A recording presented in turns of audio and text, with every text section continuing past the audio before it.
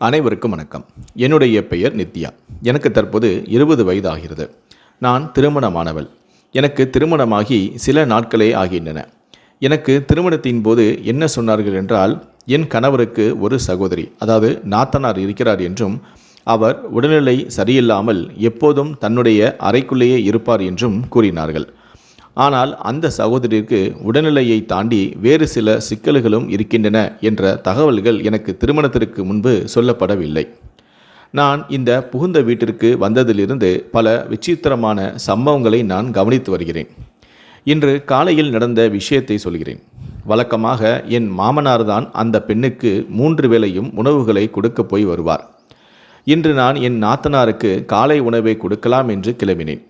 நான் அந்த அறையை நோக்கி சென்றவுடனேயே என் மாமனார் சுந்தரம் ஆவேசமாக கத்தினார். இனிமேல் இந்த பக்கமே நீ வரக்கூடாது, ஜாக்கிரதை என்று.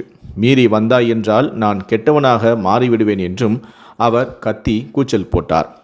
அவருடைய அந்த குரலை கேட்டு என் உடலே நடுங்கி போனது. என் கணவர் கார்த்திக் உடனே எழுந்து தன் தந்தையை அமைதியாக இருக்கும்படி சைகை காட்டினார். நான் பயத்தில் அப்படியே உறைந்து நின்றேன். நான் ஒரு உதவியாகத்தான் செய்ய போனேன். அதற்கு அவர் ஏன் இவ்வளவு கோபப்பட்டார் என்று எனக்கு புரியவில்லை. அவர் திட்டிய விதம் என் இரத்தத்தையே உறைய வைத்தது. என் கண்களும் கலங்கின. என் தாய் வீட்டில் என்னை இதுவரை யாரும் இப்படி சத்தம் போட்டு மிரட்டியதே இல்லை. அதனால் நான் எதுவும் பேசாமல் மௌனமாக சமையலறைக்குள் சென்று விட்டேன். அவர் என் மாமனார், தந்தைக்கு சமமானவர். திருமணமாகி சில நாட்களே ஆவதால் நான் ஒவ்வொரு அடியையும் யோசித்துதான் வைக்க வேண்டியிருந்தது. ஆனால் சமையலறைக்கு வந்த பிறகும் என் இதயம் பயத்தில் துடித்து கொண்டே இருந்தது. எனக்கு என்ன நடக்கிறது என்றே புரியவில்லை. சிறிது நேரத்திலேயே கார்த்திக் சமையலறைக்கு வந்தார். என்னை அணைத்தபடி, என்ன ஆச்சு செல்லம், ஏன் இங்கு வந்து நிற்கிறாய் என்று கேட்டார். என் கண்களில் தேங்கி நின்ற கண்ணீரை நான் அப்படியே பின்னுக்கு தள்ளினேன். ஒன்றுமில்லை, நான் நன்றாக தான் இருக்கிறேன் என்று தலையை அசைத்தேன். ஆனால் என் குரல் நான் அழுது கொண்டிருப்பதை அவருக்கு காட்டி கொடுத்து விட்டது. அவர் என்னை தன் பக்கம் திருப்பி, அப்பா உன்னிடம் தவறாக நடந்து கொண்டார் என்று எனக்கு தெரியும். அவர் சார்பாக நான் உன்னிடம் மன்னிப்பு கேட்கிறேன் என்றார். உண்மையிலேயே அக்காவுடன் அவருக்கு பாசம் அதிகம். அக்காவின் எல்லா வேலைகளையுமே அவரே தன் கைகளாலேயே செய்ய வேண்டும் என்றும் நினைப்பார். யாராவது அந்த இடத்தை எடுக்க முயன்றால் அவருக்கு கோபம் வந்துவிடும் என்றார். நான் அமைதியாக இருந்தேன். நான் என்ன சொல்ல முடியும்? தலையை மட்டும் குனிந்து கொண்டேன். திருமணமாகி 1 மாதமாகியும் நான் என் நாத்தனாரின் முகத்தை கூட இன்னும் பார்த்ததில்லை. அதனால் இப்போது எனக்குள் ஒரு பேரார்வம் எழுந்தது. கார்த்திக் சிறிது நேரம் பேசி என் மூடை சரி செய்துவிட்டு வேலைக்கு கிளம்பி போனார். நானும் சமையலறையில் வேலைகளெல்லாம் பார்க்க தொடங்கினேன். சிறிது நேரமே கடந்திருக்கும். திடீரென ஒரு பெண்ணின் அலறல் சத்தம் எனக்கு கேட்டது. நான் உடனே கைகளை கழுவிவிட்டு வெளியே ஓடி வந்தேன். அந்த சத்தம் என் நாத்தனாரின் அறையிலிருந்து தான் வந்து கொண்டிருந்தது. யாரோ ஒரு பெண் மிகுந்த வலியில் துடிப்பது போலவும் கத்துவது போலவும் இருந்தது. யாரோ ஒருவரை பலவந்தமாக துன்புறுத்துவது போல அந்த சத்தம் இருந்தது. என் இதயம் துடித்தது. நான் உடனே அந்த அறையை நோக்கி சென்றேன். நான் அந்த அறைக்குள் செல்ல வேண்டுமா? யாராவது தப்பாக நினைப்பார்களா? ஆனால் அவர் வேதனையில் கத்துகிறார். அவருக்கு நான் உதவி செய்ய வேண்டும் என்று மட்டும் தோன்றியது. பயத்தோடு நான் அந்த கதவு அருகே சென்றேன். நான் கதவை திறப்பதற்கு முன்பே கதவு திறந்தது. என் மாமனார் வெளியே வந்தார். அவர் உடல் முழுவதும் வியர்வையில் நனைந்திருந்தது.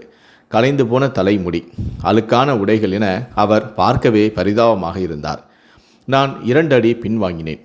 அவர் என்னை பார்த்து, என்ன மருமகளே, இங்கே ஏன் வந்தாய் என்று கேட்டார்.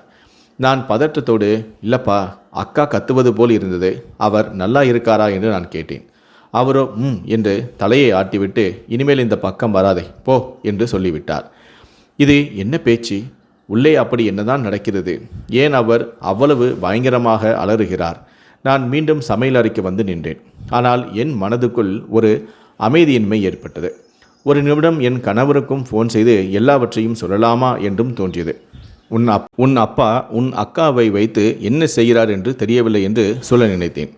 ஆனால் நான் அப்படி செய்தால் என் குடும்ப வாழ்க்கை அழிந்துவிடும் என்று எனக்கு தோன்றியது. நான் என் பெற்றோருக்கு ஒரே மகள்.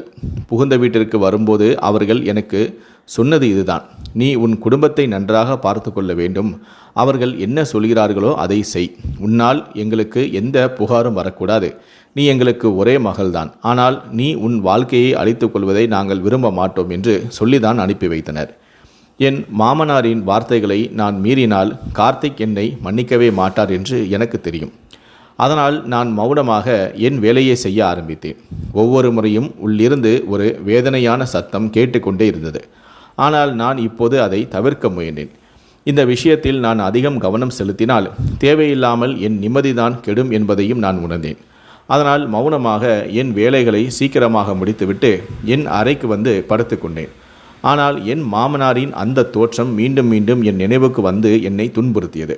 அவர் உடல் முழுவதும் வியர்வையில் நனைந்திருந்தது. துணிகள் களைந்து அழுக்காக்கி கிடந்தது என பல சந்தேகங்கள் என் மனதை குடைந்தன. ஆனால் நான் எந்த தவறான எண்ணத்தையும் வளர்த்து கொள்ள விரும்பவில்லை. அவர் என் நாத்தனாரின் தந்தை. அவரை பற்றி தவறாக நினைப்பது பெரும் பாவம் என்று எனக்கு நானே சொல்லியும் கொண்டேன்.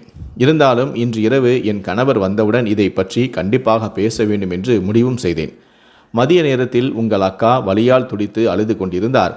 ஆனால் உங்கள் அப்பாவோ அவருக்கு உதவி செய்யாமல் அறைக்குள்ளேயே இருந்தார்.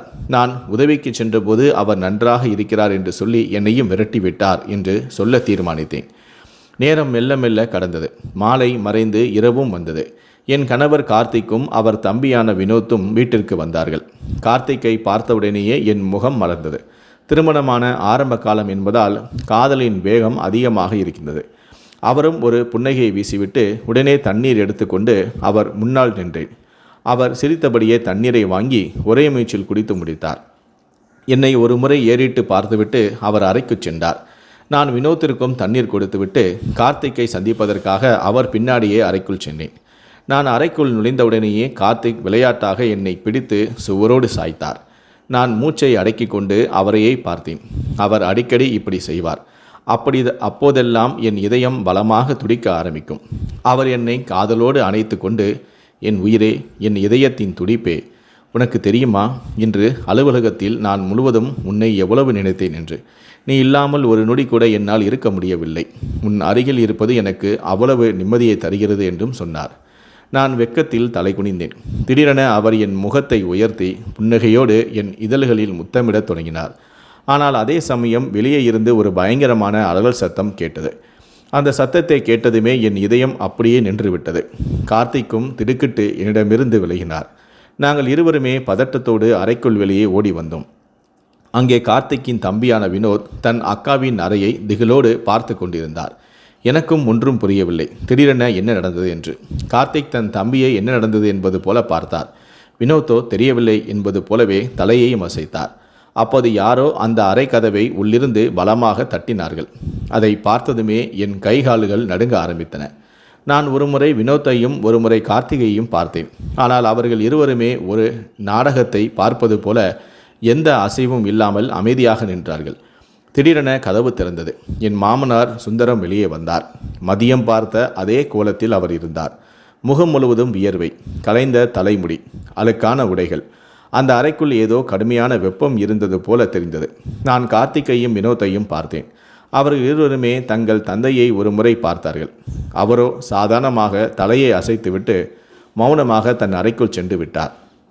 நான் ஆச்சரியத்தில் உறைந்து போனேன். அவர்கள் இருவருமே தங்கள் தந்தையிடம் கேட்பார்கள் என்று நானும் எதிர்பார்த்தேன். அறைக்குள் என்ன செய்து கொண்டிருந்தீர்கள், அக்கா ஏன் அப்படி அலறுகிறார் என்று கேட்பார்கள் என்று நான் நினைத்தேன். ஆனால் கார்த்திக்கும் கேட்கவில்லை, வினோத்தும் கேட்கவில்லை. நான் ஏதோ சொல்ல வந்தேன். அதற்கு முன்பாகவே கார்த்திக் மிகவும் குளிர்ந்த குரலில் என்னிடம் சொன்னார், நித்யா, சீக்கிரம் சாப்பாட்டை மேஜையில் வை, அப்பா வந்து விடுவார். வினோத், நீயும் போய் முகத்தை கழுவி விட்டு வா. கார்த்திக் தன் தம்பியிடம் சொல்லிவிட்டு அறைக்குள் சென்றார். எனக்கு அப்படியே பேச்சு நின்று விட்டது. எனக்கு ஏதேனும் பிரச்சனை என்றால் நான் அப்படியே மௌனமாகி விடுவேன். இப்போதும் அதுதான் நடந்தது.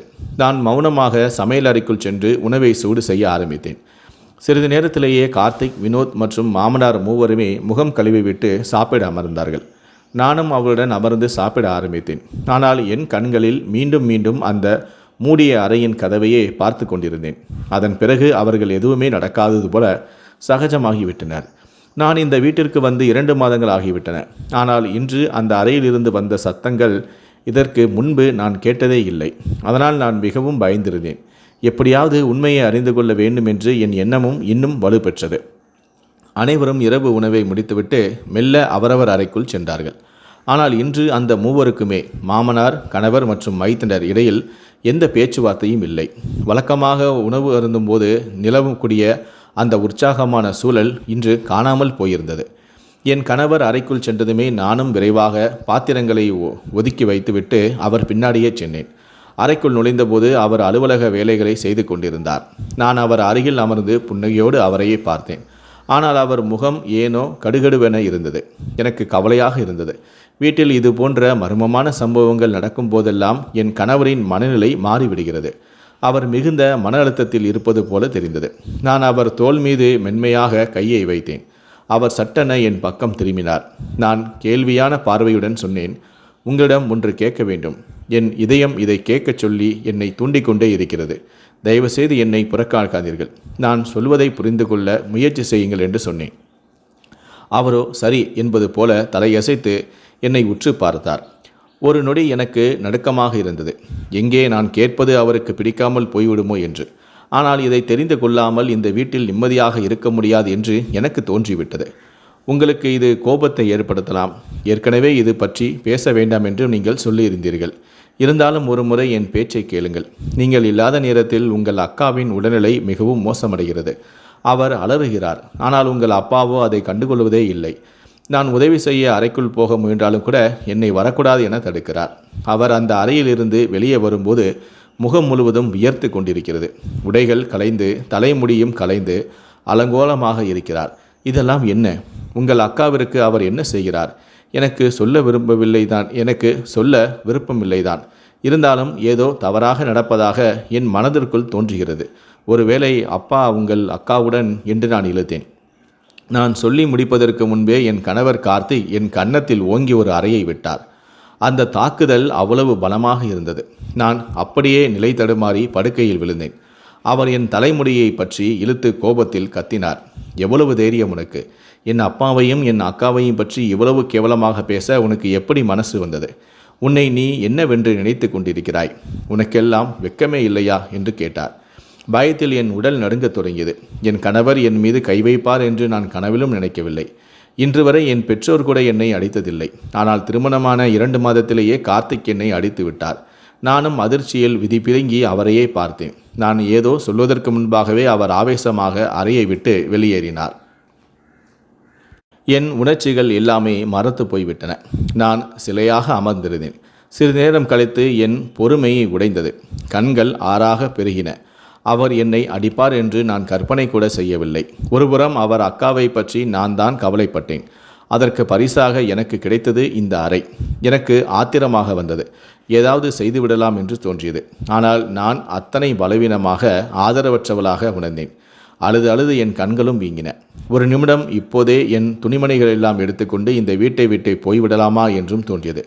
இல்லை என்றால் இங்கே இருந்து நான் மனநோயாளி ஆகிவிடுவேன். ஆனால் நான் என் பெற்றோர் வீட்டிற்கு சென்றால் அவர்களும் இன்னொருவர் குடும்ப விஷயத்தில் நீ தலையிட்டது உன் தவறுதான், நீயே தான் பொறுமையாக இருந்திருக்க வேண்டும் என்று என்னையே தான் குறை சொல்வார்கள் என்று எனக்கும் தெரியும். அழுது கொண்டே படுக்கையில் சாய்ந்தேன். இரவு வெகு நேரமாகியும் கார்த்திக் வரவே இல்லை. இப்போது எனக்கு பயம் ஏற்பட்டது. ஒருவேளை நான் அப்படி பேசியிருக்க கூடாதோ? அவர் தந்தை மற்றும் அக்காவை பற்றி அவ்வளவு தாழ்வாக பேசியது என் தவறுதானே என்று எனக்குள்ளேயே நான் குற்ற உணர்ச்சி கொண்டேன். என் தூக்கம் தொலைந்தும் போனது. நீண்ட நேரம் கழித்து கதவு திறக்கும் சத்தம் கேட்டது. கார்த்திக் உள்ளே வந்தார். நான் உடனே படுக்கையை விட்டு இறங்கி அவர் முன்னால் நின்றேன். என்னை மன்னித்து விடுங்கள். நான் உங்கள் அப்பா மற்றும் அக்காவை பற்றி அவ்வளவு மோசமாக பேசியிருக்கக்கூடாது. நான் கண்ட காட்சிகளால் ஏதோ குழப்பத்தில் பேசிவிட்டேன். இனிமேல் இப்படி ஒரு பேச்சு என் வாயிலிருந்து வராது. தயவுசெய்து என்னை மன்னித்து விடுங்கள் என்று நான் கெஞ்சினேன். ஆனால் அவர் சமாதானமாகவில்லை. என்னை பாராமலேயே படுக்கைக்கு சென்று படுத்து கொண்டார். என்னிடம் முதுகை காட்டிக்கொண்டு படுத்து கொண்டார். திருமணமான 2 மாதங்களில் அவர் இப்படி என்னை திரும்பி பார்க்காமல் படுத்ததே இல்லை.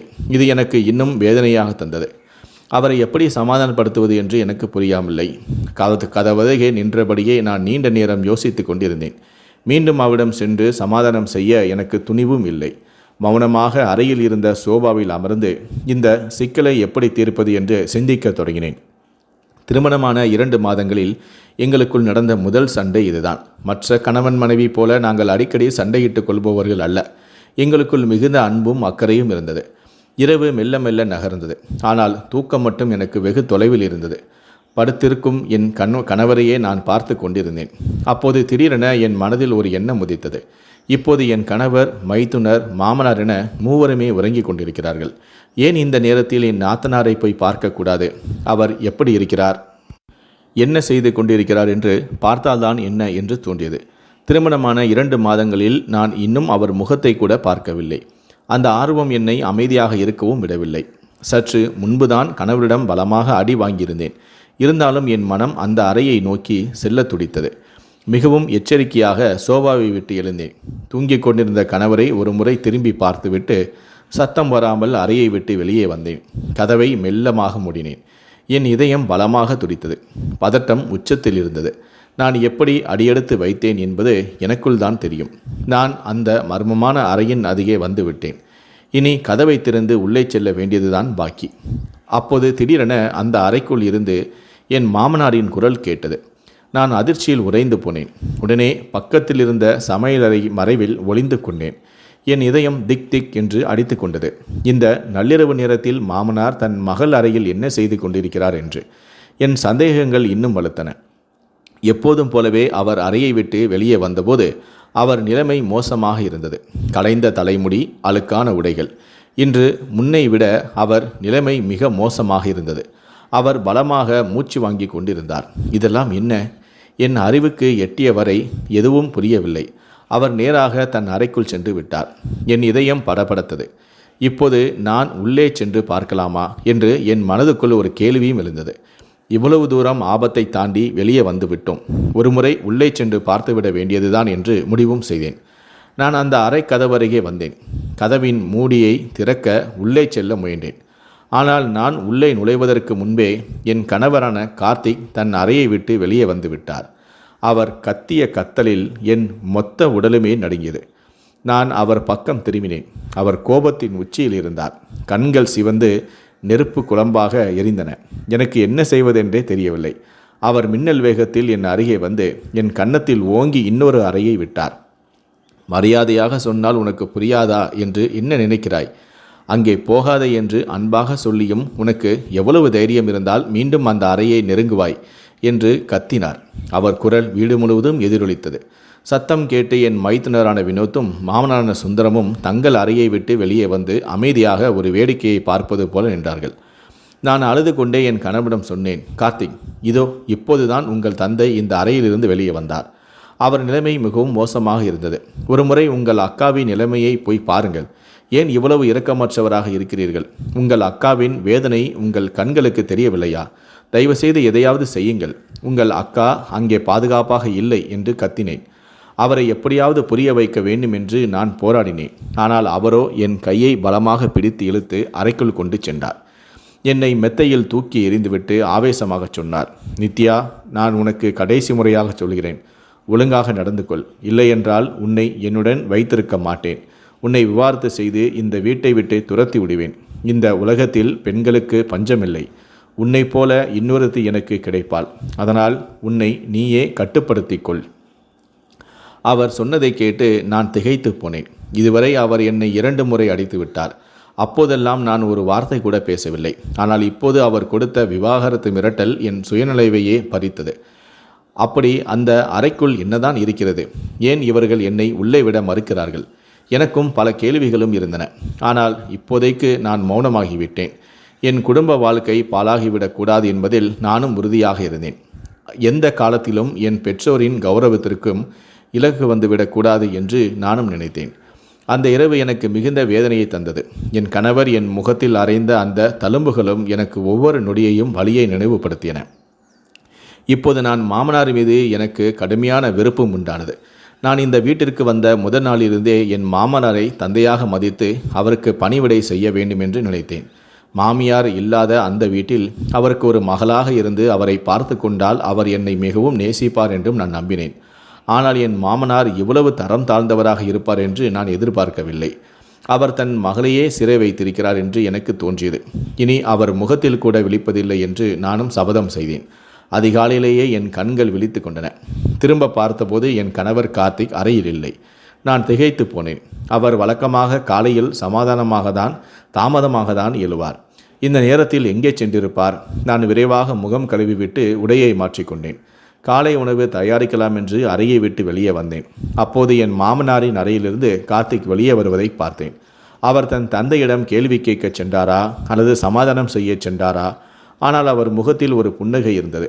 அந்த புன்னகை எனக்கு பல விஷயங்களை புரிய வைத்தது. என்ன இது? அப்பா, தம்பி, கணவன் என அனைவருமே ஒரே குட்டையில் ஊறிய மட்டைகளா? என் நாத்தனார் பாவம், அவர் எவ்வளவு காலமாக இதையெல்லாம் சகித்து கொண்டிருக்கிறார் என்று நினைக்கும் போது என் இதயம் அழுதது.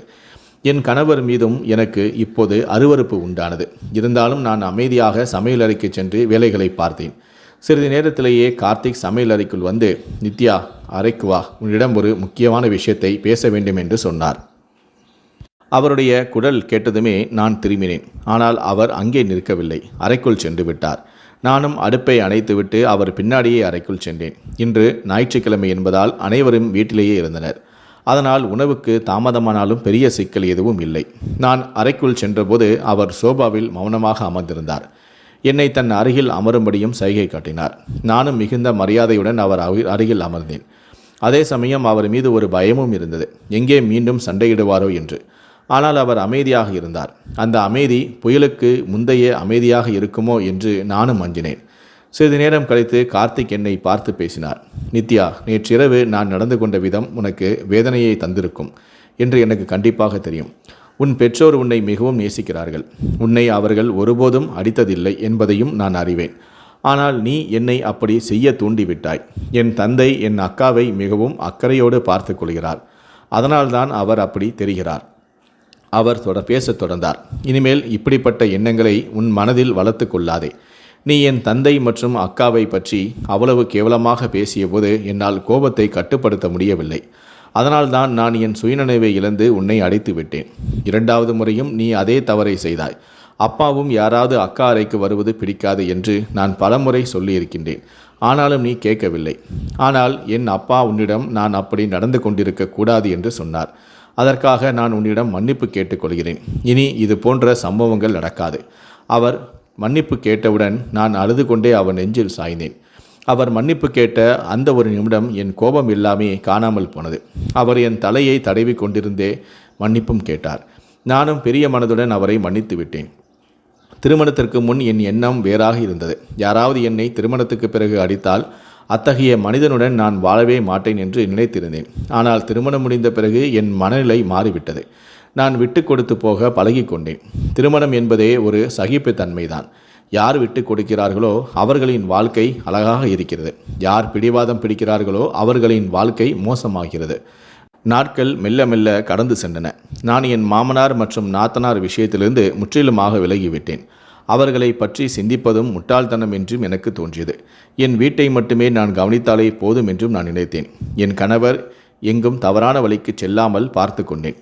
அப்பாவும் மகனும் என் நாத்தனாருக்கு உதவி செய்வதாக சொன்னாலும் அந்த வீட்டில் நடக்கும் நிஜமான சூழலை நான் ஒருத்திதான் கவனித்தும் வந்தேன். அதனால் என் மாமனார் அக்காவை கவனித்துக் கொள்கிறார் என்ற கதையை என்னால் நம்ப முடியவில்லை. இது வெறும் பொய்களால் கட்டப்பட்ட ஒரு கதை என்று எனக்கு தெரியும். இதன் பின்னால் ஏதோ ஒரு மிகப்பெரிய ரகசியம் ஒளிந்திருக்கிறது. அதை என் கணவர், மைத்துனர் மற்றும் மாமனார் என மூவருமே என்னிடமிருந்து மறைக்கிறார்கள். அதை தெரிந்து கொள்ள வேண்டும் என்ற தாக்கம் எனக்குள் இருந்தது. ஆனால் இப்போதைக்கு நான் மௌனமாக இருந்தேன். என் கணவரே பேச மறுக்கும்போது நான் ஏன் துருவி துருவி கேட்க வேண்டும் என்று அமைதியாகிவிட்டேன். ஆனாலும் அந்த அறைக்குள் என்னதான் நடக்கிறது என்பதை எப்படியாவது கண்டுபிடித்தே தீருவேன் என்று வைராக்கியம் என் மனதில் இருந்தது. என் மாமனார் என் நாத்தனாருடன் அப்படி என்னதான் செய்கிறார்? இதை அறிய ஒரு முழுமையான திட்டத்தையும் தீட்டினேன். மதிய நேரத்திற்கு சற்று முன்பாகவே என் வேலைகள் அனைத்தையுமே முடித்துவிட்டு ரகசியமாக என் நாத்தனார் அறைக்குள் சென்று ஒளிந்து கொள்ள வேண்டும் என்று நானும் முடிவு செய்தேன். என் மாமனார் அவருக்கு உணவு கொடுக்க வரும்போது அவர் என்ன செய்கிறார் என்ற ரகசியத்தை எப்படியாவது கண்டுபிடித்தே தீர வேண்டும் என்று எனக்குள் சொல்லியும் கொண்டேன். திட்டமிடபடி நானும் வேலைகளை எல்லாம் விரைவாக முடித்தேன். மதிய உணவை தட்டில் அடுக்கி மேஜை மீதே வைத்தேன். மாமனார் வரும்போது என்னை தேடக்கூடாது என்பதற்காகவே நான் மதிய நேரத்தில் ஓய்வெடுக்கிறேன் என்று அவர் நினைக்க வேண்டும் என்பதற்காகவும் இப்படி செய்தேன். என் மாமனார் மதிய வேளையில் சிறிது நேரம் வெளியே செல்வது வழக்கம். அந்த நேரத்தை நான் சாதகமாக்கி கொண்டேன். மிகவும் நிசப்தமாக அந்த அறைக்குள் அருகே வந்தேன். சுற்றுமுற்றும் பார்த்தேன். வீட்டில் யாரும் இல்லை. என் கணவரும் மைத்துனரும் வேலைக்கு சென்றிருந்தனர். மாமனார் வெளியே சென்றிருந்தார். மெதுவாக நாத்தனார் அறை கதவை திறந்தேன். உள்ளே நான் கண்ட காட்சி என்னை உறைய வைத்தது. நான் அப்படியே அதிர்ச்சியில் உறைந்தும் நின்றேன். என் நாத்தனார் இருந்த நிலையை பார்த்து என் உயிர் பிரிவது போல எனக்கு இருந்தது. அப்போது திடீரென்று மாமனார் வீட்டிற்குள் நுழையும் சத்தமும் கேட்டது. நான் பதட்டத்துடன் அந்த அறையில் இருந்த குளியல் அறைக்குள் புகுந்து கொண்டேன். கதவையும் லேசாக திறந்து வைத்து கொண்டு வெளியே நடப்பவற்றை கவனித்தேன். வெளியே நடக்கும் காட்சிகள் எனக்கு தெளிவாகவும் தெரிந்தன. சிறிது நேரத்திலேயே என் மாமனார் சுந்தரமும் உணவை தட்டில் ஏந்தி அறைக்குள் நுழைந்தார். அவர் உணவை அங்கிருந்த சோபாவில் வைத்தார். பிறகு மெதுவாக நாத்தனாரின் படுக்கை அருகே சென்றார். அவரை சரி செய்து படுக்க வைத்தபடி, என்னை மன்னித்துவிடு அம்மா, இன்று அறைக்கு வர சற்று தாமதமாகிவிட்டது என்றார். அப்படி சொல்லிவிட்டு அவர் என் நாத்தனாரின் நெற்றியில் முத்தமிட்டார். அவரை தன்னோடு அணைத்தபடி, இப்போது உன் உடல்நிலை எப்படி இருக்கிறது என்றும் கேட்டார். ஆனால் என் நாத்தனாரோ ஆழ்ந்த உறக்கத்தில் இருப்பது போல தெரிந்தது. அவர் எந்த பதிலும் சொல்லவில்லை. அவர் மயக்க நிலையில் இருந்திருக்கலாம் போல என்று எனக்கு தோன்றியது. திடீரென மாமனார் அவரை உலுக்கி எழுப்ப முயன்றார். அப்போது யாரும் எதிர்பாராத விதமாக என் நாத்தனார் தன் தந்தையின் கன்னத்தில் ஓங்கி ஒரு அறை விட்டார். தன்னை தொட வேண்டாம் என்பது போல அவரை தள்ளிவிடவும் முயன்றார். இதை பார்த்து எனக்கு இதயம் நின்றுவிடும் போல் இருந்தது. ஒரு மகள் தன் தந்தை மீது கை வைப்பதா? இது சாதாரணமான விஷயம் அல்ல. என் மாமனார் உடனே கோபமடைந்து, நீ எப்போதும் இப்படிதான் செய்கிறாய். ஆனால் நான் பார், ஒரு மானங்கெட்டவன் போல மீண்டும் மீண்டும் உன்னிடம் அன்பு தேடியே வருகிறேன் என்றார். அவர் பேசிய வார்த்தைகளை கேட்ட என் உடல் கூசியது. தன் சொந்த மகளிடமா இப்படி பேசுவார் என்று. அவருக்கு சிறிதும் வெட்கமே இல்லையா? திடீரென அவள் முகத்திற்கு அருகே குனிந்தார். நான் உடனே என் முகத்தை திருப்பிக் கொண்டேன். அந்த அறைக்குள் என்ன நடக்கிறது என்பது என் அறிவுக்கு எட்டவில்லை. இப்படி ஒரு கொடுமையை நான் என் வாழ்நாளில் கண்டதே இல்லை. சிறிது நேரம் கழித்து நான் மீண்டும் பார்த்தபோது என் மாமனார் அவளுக்கு பலவந்தமாக உணவூட்ட முயன்று கொண்டிருந்தார். ஆனால் அவளோ தொடர்ந்து அவர் கைகளை தட்டிவிட்டு கொண்டே இருந்தாள். அவரை தன் அருகிலிருந்து விரட்ட போராடினாள். ஆனால் மாமனாரோ அடங்கவில்லை. அவர் பெரிய பெரிய கலவங்களால் உருட்டி அவள் வாய்க்குள் திணித்தார். அதன் பிறகு அவர் செய்த ஒரு செயலை பார்த்ததுமே என்னால் பொறுக்க முடியவில்லை. என் ஆத்திரமும் அருவருப்பும் எல்லை மீறியது. நான் குளியலறையை விட்டு வெளியே வந்தேன். கதவை திறந்து கொண்டு அவர் முன்பே நின்றேன். உங்களுக்கு வெட்கமாக இல்லையா என்று கோபத்தில் நான் கத்தினேன். உறவில் இவர் உங்களுடைய மகள். அவரிடம் போய் இப்படி ஒரு கீழ்த்தனமான முறையில் நடந்து கொள்கிறீர்களே, இதெல்லாம் உங்களுக்கு நன்றாக இருக்கிறதா? அவர் இருக்கும் நிலையை பாருங்கள், உங்கள் செயலை பாருங்கள். உங்கள் வயது என்ன, நீங்கள் செய்யும் செயல் என்ன என்று எனக்கு தோன்றியதையெல்லாம் ஆத்திரத்தில் கத்தி கொண்டிருந்தேன். என் மாமனார் இவ்வளவு கீழ்த்தனமான செயலில் ஈடுபடுவார் என்று நான் கனவிலும் நினைக்கவில்லை. என் பேச்சை கேட்டதுமே அவர் ஆவேசமாக எழுந்து நின்றார். அவர் கண்கள் கோபத்தில் சிவந்திருந்தன. என்னை உற்று பார்த்தபடியே, என் விஷயத்தில் தலையிடாதே என்று என் மகன் உனக்கு எத்தனை முறை எச்சரித்திருப்பான்.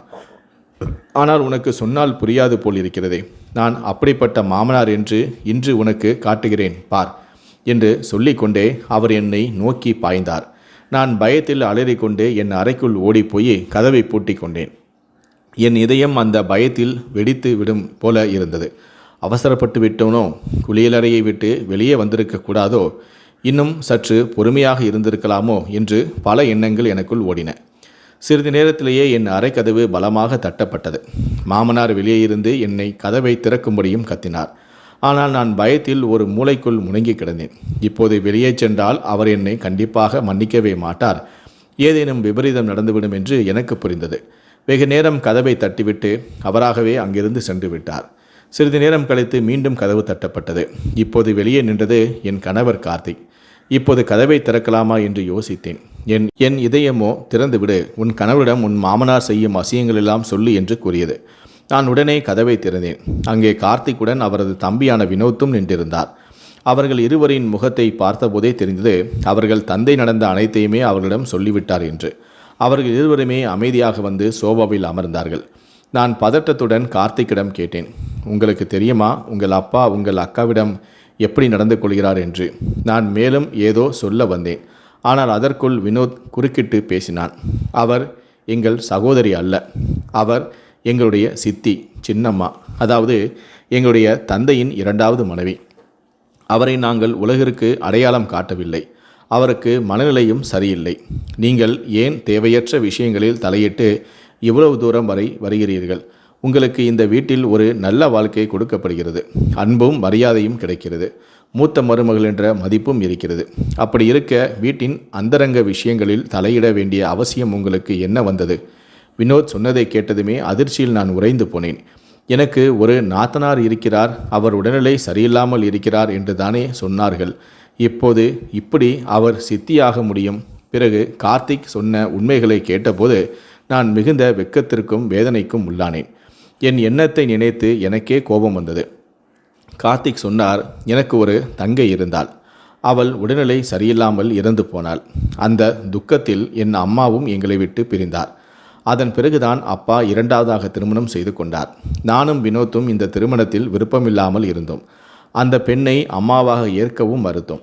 ஆனால் அப்பாவுக்கு இந்த வீட்டை தவிர வேறு புகலிடம் இல்லை. அதனால் தன் மனைவி எப்போதுமே ஒரு அறைக்குள்ளேயே இருப்பாள் என்று அப்பால் எங்களுக்கு வாக்குறுதி அளித்தார். அவர் பேசத் தொடர்ந்தார். அப்பா அவரை தன் வீட்டிலிருந்து அழைத்து வரும்போது ஒரு பயங்கரமான விபத்து ஏற்பட்டது. அதில் அவர் தன் மனநிலையை இழந்தார். அவருக்கு பைத்தியம் பிடித்துவிட்டது. ஊர் சிரிக்கும் என்று பயந்து நாங்கள் அவரை வெளியே காட்டாமல் அறைக்குள்ளேயே வைத்திருந்தோம். அவருக்கு கோபம் வந்தால் எதிரில் இருப்பவர் தலையை கூட உடைத்து விடுவார் என்று மருத்துவர்கள் எச்சரித்திருந்தனர்.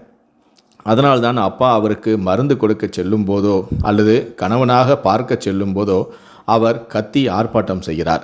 அப்பா உடல் முழுக்க வியர்த்து கலைந்து வெளியே வருவதற்கு இதுதான் காரணம். அவர் அந்த அறைக்குள் ஒரு நோயாளி மனைவியை போராடி பராமரித்து கொண்டிருக்கிறார். அவர் எங்கள் சகோதரி அல்ல, எங்களுடைய சித்தி. கார்த்திக் இதை சொன்னபோதுதான் எனக்கு எல்லாமே புரிந்தது.